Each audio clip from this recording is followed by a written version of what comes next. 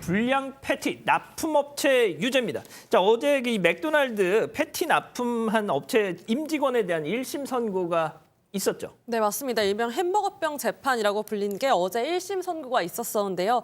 먼저 재판부는 이 피고인들이 업체에서 생산한 쇠고기 패티의 위험성을 알고 있으면서도 제품을 판매했다라고 판단했습니다. 이 패티로 인해서 국민의 건강에 심각한 위험성을 초래했고 사회 전반에 미치는 해악이 굉장히 심각하다 이렇게 봤는데요. 때문에 이 패티 납품업체 대표에게는 징역 3년에 집행유예 4년, 납품업체에게는 벌금 4천만 원을 선고했습니다. 자, 그러면 납품업체는 그렇다고 치고 맥도날드는 어떻게 됐습니까? 맥도날드는 아예 재판으로도 가지 않았습니다. 검찰에서 불기소 처분을 받았기 때문에 아예 피고인도 아닌 것이고요. 재판 대상도 아니었습니다. 검찰이 당시에 그러한 처분을 내린 이유는 이렇게 납품업체와 또 이제 납품업체 대표에 대해서는 여러 가지 이런 수산물위생관리법 위반 등의 증거들이 있는데 맥도날드는 그런 증거들이 없다는 것이죠. 따라서 납품을 한 업체는 잘못이지만 납품을 받아서 제품을 만든 한국 맥도날드는 기소되지 않았습니다.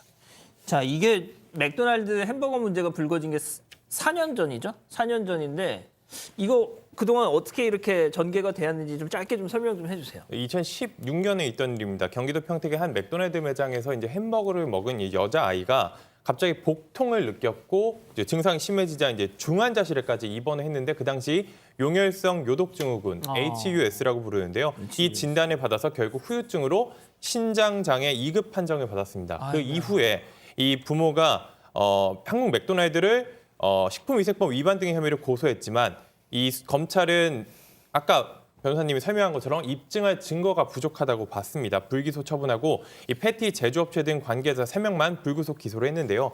그 1년 뒤에 2019년이었죠. 이제 시민단체들이 일부 매장에 오염된 패티가 남아있다는 사실을 알고도 은폐했다면서 또다시 이제 고발을 했습니다. 그 당시에 이제 저희 JTBC에서도 좀 심층적으로 보도를 했었는데 그 뒤에 이제 계속 수사가 됐지만 이제 조금 요원했거든요. 그 당시에 이제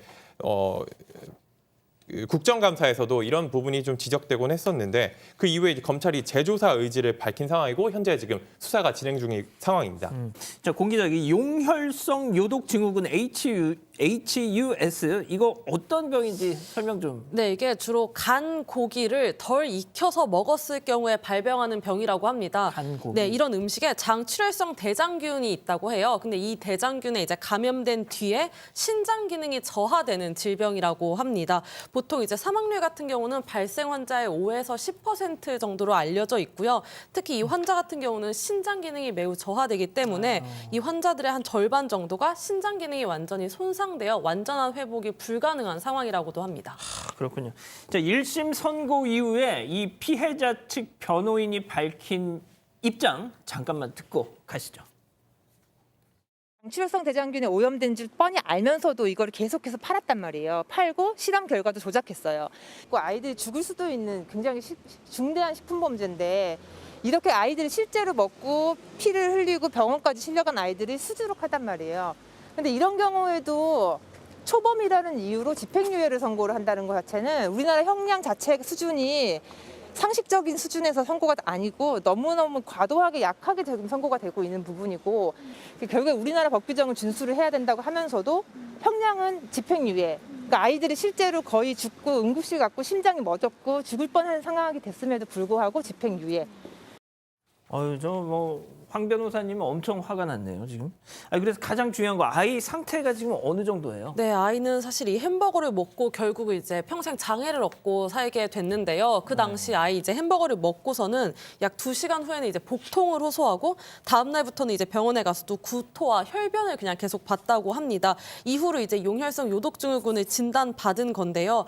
아이 안타깝게도 신장의 90% 정도의 기능을 상실해서 결국 세상에. 신장장애 2급 판정을 받았고요. 그 후로는 매일 10시간씩 신장 투석을 하고 있는 상황이라고 합니다. 저 투석 저거 엄청 정말 엄청 힘들어요, 힘들죠. 저거. 근데 저 작은 아이가 저걸 하루에 10시간씩 저걸 세상에. 그런데 어제 1심 선고가 있고 나서 맥도날드가 각 언론사에 말이죠. 이 햄버거병이라는 용어를 쓰지 말아달라. 이건 또 무슨 얘기죠? 네. 용혈성 요독 증후군이라는 정식 병명을 사용해달라라는 입장을 밝힌 건데요. 왜냐하면 이게 잘못된 인식을 주고 있다라는 겁니다. 즉 6개월 동안 이제 6개월 넘게 이 사건 관련해서 수사를 받았고 최종적으로 불기소 처분을 받았는데 그런데도 마치 이 맥도날드의 햄버거 때문에 이러한 일이 생긴 것처럼 오해를 줄 수 있기 때문에 이런 상황을 피하기 위해서 햄버거병이 아닌 용혈성 요독 증후군으로 사용해달라는 그 입장인데요. 그러한 근거에 대해서도 굉장히 자세한 내용들을 밝혔습니다. 그 자세한 내용 뭐 이 기자가 조금 이어서 좀 설명해 주시죠. 네, 맞다. 일단 어제 선고된 그 사건과 이 투석을 받고 있는 저 아이 사건은 전혀 다른 사건이라고 합니다. 소고기와 돼지고기 패티도 다르고 납품한 업체도 다르기 때문에 전혀 별개의 사건이라고 이야기를 하고 있는 겁니다. 또 이제 맥도날드 측은 이 피해를 주장했던 이 가족 측과 인도적 차원에서 자기들이 사실은 이제 책임은 없지만 인도적인 차원에서 치료 비용을 지원하기도 해서 이렇게 2019년에 합의를 했다고 합니다. 그리고 이번에 처벌받은 전 패티 납품 업체는 더 이상 거래를 하지도 않고 이미 거래가 2017년에 중단됐고 그리고 이런 패티가 문제가 있다는 걸 인지하자마자 남은 재고를 회수해서 폐기하는 등 필요한 조치를 취했기 때문에 그리고 수사 과정에서도 모든 이런 과정을 소명을 했기 때문에 햄버거병이라는 말보다는 용혈성 요독 증후군이라는 병명으로 좀 했으면 좋겠다 이런 입장을 밝혔던 겁니다.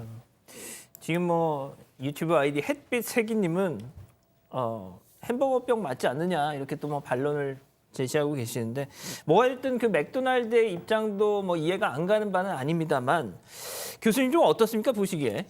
글쎄, 뭐 이것은 뭐 상당 부분 좀 계속 의구심이 남는 그런 이제 결과다 이렇게 볼 수밖에 없는 게 맥도날드가 하청업체에서 고기를 납품을 받았는데 문제는 그 고기에 어떤 문제가 있을 수 있는 위험성을 알고 있었는데 책임을 지금 방기해서 결국 이런 사고가 났느냐 안 났느냐 알고 있었느냐 모르느냐 이런 이제 문제로 보이거든요. 그런데 뭐 도대체 알 수 있는 이제 과정이 없었다 이런 주장인데 문제는 그러면 지금 몇 가지 의문점이 든다는 거예요. 실제로 이제 그 어떤 특정한 이제 재료에 뭐 상할 수 있는 가능성 이런 것들을 몰랐다면은 그러면 아마 그 매장 직원들에 대하여 굳이 맥도날드가 뭐 여러 가지 단속을 할 필요는 없지 않았을까. 근데 지금 매장 직원들이 증인 진술을 함에 있어서 다양한 종류의 이제 어떤 뭐 본사로부터 어떤 이제 지도를 받아서 진술을 했노라고 이런 식으로 지금 그 알려지고 있거든요. 그렇기 때문에 그런 과정은 상당 부분 좀 궁금증을 유발하는 측면이 여전히 남아 있는 거 아니냐 그러네요. 이런 생각이 듭니다.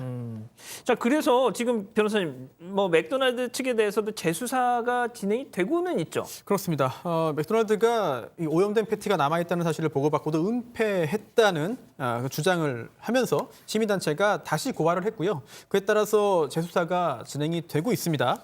이미 작년 11월에 본사 압수수색했고 또 이번 주에도 전현직 임원들 불러서 조사를 하는데 이제 판결에는 일사부재리 효력이 있어요. 한 번 확정되면 끝입니다. 그런데 검사의 불기소 처분에는 그런 효력이 없습니다. 따라서 예전에 한번 불기소 처분을 내렸다 하더라도 그렇죠. 새로운 수사를 통해서 증거가 나온다면 뭐 제한 없이 기소할 수 있거든요. 그러한 제한은 없기 때문에 이번 조사, 이번 수사를 통해서 증거가 과연 나올지, 어떤 증거가 나올지 여부를 좀 신중하게 기다려야 될 것 같습니다.